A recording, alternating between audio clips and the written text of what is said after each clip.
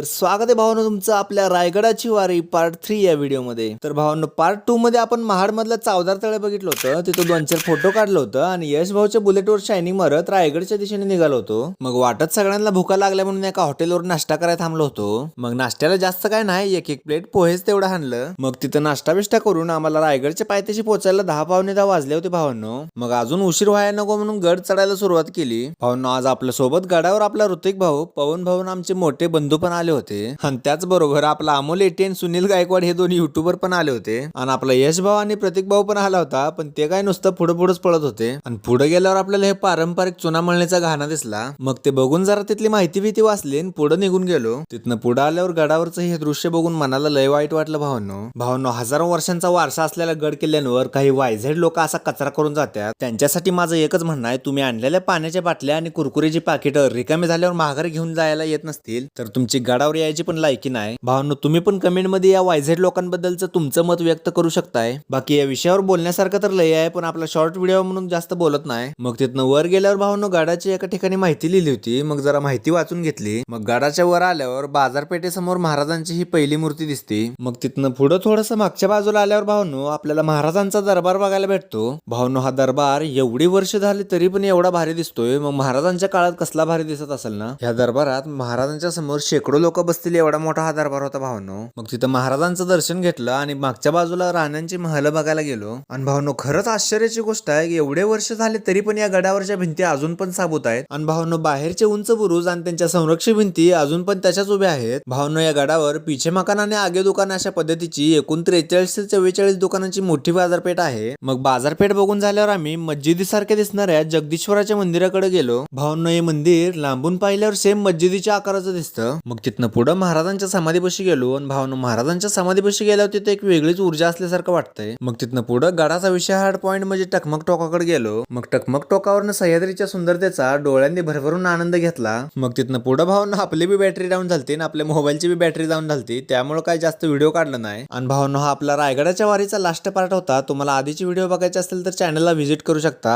आणि तुम्हाला हा व्हिडिओ आवडला असेल तर लाईक आणि सबस्क्राईब करून टाका। भेटूया आपण पुढच्या व्हिडिओत। धन्यवाद।